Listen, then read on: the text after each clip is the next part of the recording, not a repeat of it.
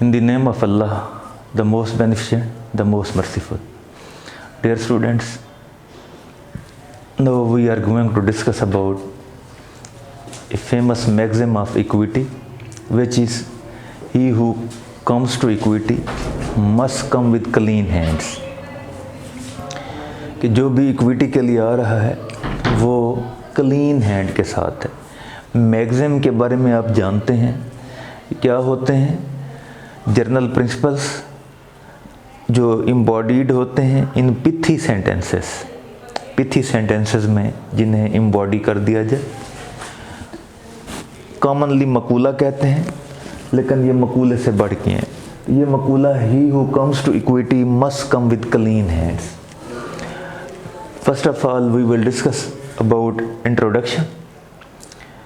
Equity की जो development है, इक्विटी की जो एप्लीकेशन है, वो मुख्तलिफ फेजेस से गुज़र कर अमल में आई है।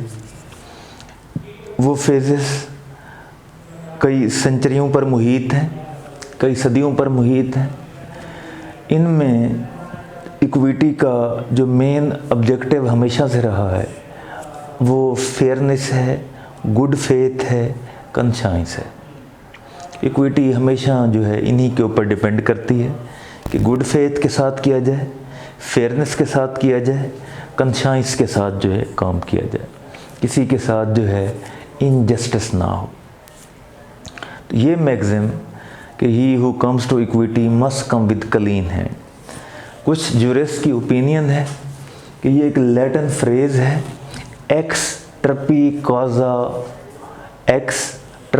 काजा नॉन ओरिचर एक्शन, उससे निकला है, उससे अखज़ किया गया है, ड्राइव किया गया है, जिसके मीनिंग ये बनते हैं: no cause of action arises from a base cause.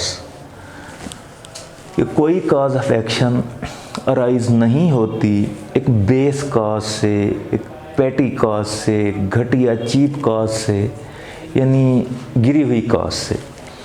जब एक कॉज ऑफ एक्शन, हमारे दावे कॉमन लॉ में भी हैं, कॉज ऑफ एक्शन मेन चीज़ होती है। बिना ये दावा जो है देखा जाता है इसे हासिल है कि नहीं।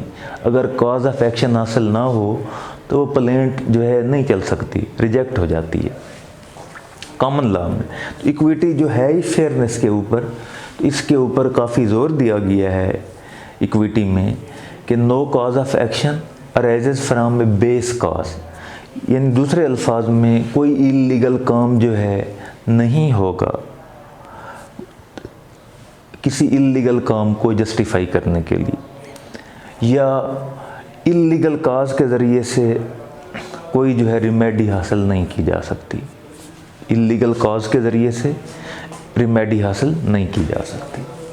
थ्योरेटिकल मीनिंग अगर हम देखें तो थ्योरेटिकल मीनिंग के मुताबिक there should be unblemished record of conduct of plaintiff, यानी मुद्दई जो आ रहा है, जो दावा करने आ रहा है, जो इद्दा कर रहा है, जो साइल है, उसका जो कंडक्ट है, previous conduct, past track of record, वो अनब्लेमिश्ड हो, बेदाग किस्म का हो। अगर वो बेदाग किरदार रखता है तो वो आ सकता है। अगर उसका अपना किरदार जो है वेवरिंग है, शेकी है, डबियस है, डाउटफुल और सस्पिशियस है, तो उसे इक्विटी के लिहाज से इस्तेहकाक हासिल नहीं। इसलिए इक्विटी में ये मैग्जिम जो है ख़ास अहमियत का हामिल है कि he who comes to equity must come with clean hands, यानी वो साफ़ हाथों से, इससे मुराद ये नहीं है कि वो डिटोल से हाथ साफ़ करके आए, साबुन से हाथ धोकर आए, वो वैसे धोने चाहिए। लेकिन इक्विटी के मैग्जिम से मुराद ये है कि अगर जो इक्विटेबल रिलीफ के लिए आ रहा है, इक्विटेबल रिमेडी लेने के लिए आ रहा है, वो ख़ुद इन इक्विटी करके ना आए। वो जो जस्टिस लेने आ रहा है वो ख़ुद इनजस्टिस करके ना आए। ये इसका जो है मोटिव है, थीम है। तो इसमें फंडामेंटल्स हैं मैग्जिम्स के, जिन फंडामेंटल्स या बुनियादी बातों को काफ़ी फोकस किया जाता है। उनमें सबसे पहला है immoral consideration. There should not be any kind of immoral consideration. कोई जो है बदले में गैर अखलाकी चीज़ नहीं होनी चाहिए। कंसिडरेशन हम दावों में आम कॉमनली भी यूज़ करते हैं। कोई इंतकाल करवा लेता है और पैसे नहीं दिए तो हम कहते हैं ये इंतकाल उसका बिला बदल है, विदाउट कंसिडरेशन है। इमोरल कंसिडरेशन यानी गैर अखलाकी बदल के तौर पर गैर अखलाकी हरकत जो है, इसकी बिना पर कोई इक्विटी का रिलीफ सीख नहीं कर सकता। Immoral consideration is not allowed, not permitted in equity according to interpretation of this maxim. Second, fraud. कोई भी आदमी फ्रॉड के बिहाफ पर क्लेम नहीं कर सकता। फ्रॉड करके आ जाए और कोर्ट में क्लेम करे तो वो उसका फ्रॉडुलेंट कंडक्ट या फ्रॉडुलेंट एक्टिविटी खुद उसे डीबार करती है फ्रॉम इंस्टीट्यूटिंग एनी सूट। वो किसी नए दावे को, किसी दावे को फ्रॉड के बिहाफ पर जो है वो इनिशिएट नहीं कर सकता, दायर नहीं कर सकता, इंस्टीट्यूट नहीं कर सकता। बल्कि फ़्रॉड के बारे में कॉमन लॉ भी ये कहता है कि फ़्रॉड विशिएट्स मोस्ट सालम प्रोसीडिंग्स। संजीदा किस्म की जो प्रोसीडिंग होंगी, फ़्रॉड उनको भी ख़त्म कर देता है। अगर फ़्रॉड की बिहाफ पर किसी ने डिग्री ली है कॉमन लॉ में, वो डिग्री सेटिसाइड हो जाती है, नल एंड वाइड करार दी जाती है। अब एनिशियो जो है उसे वो डिस्कॉर्ड कर दिया जाता है। तो कॉमन लॉ में ये है, इक्विटी जो है ही फेयरनेस पे डिपेंड करती है, जिसका मोटिव और ऑब्जेक्टिव ही यही है कि अपराइटनेस हो, उसमें भी इसकी कतन जो है गुंजाइश नहीं। तीसरा अहम जो है असूल जो इस मैगज़ीन के मुताबिक फॉलो किया जाता है कि हिज ओन रॉन्ग। कोई आदमी जो है, no one can claim any right on the basis of his own wrong. अपनी गलती के बिहाफ पर कोई आदमी जो है क्लेम नहीं कर सकता। गलती अपनी थी, अपनी गलती को जो है फरामोश करके भुला के वो क्लेम जो है मांगना शुरू कर दे, या अपनी गलती को बेस बनाकर वो क्लेम मांगे, तो उस सूरत में वो क्लेम मांगने का मुस्तहिक नहीं, इंटाइटल्ड नहीं, हकदार नहीं। His own iniquity. चौथा फंडामेंटल जो है, उसकी अपनी इनइक्विटी, इनजस्टिस जो है वो भी उसे बार करेगी ऐसा रिलीफ सीख करने से। यानी जो खुद इनइक्विटी करके खड़ा है वो इक्विटी का रिलीफ कैसे सीख कर सकता है? जो खुद गलत तरीका अडॉप्ट करके खड़ा है वो कैसे जो है सही काम और सही तरीके के लिए डिमांड कर सकता है? जो खुद जो है जालिम है वो मज़लूम की कैटेगरी में कैसे आ सकता है? तो ये बेसिक या फंडामेंटल जो है प्रिंसिपल्स हैं या कंडीशंस हैं फॉर दिस मैगज़ीन, इनको फोकस किया जाता है जब इस मैगज़ीन की एप्लीकेशन होगी। लिमिटेशंस भी हैं इस मैगज़ीन में।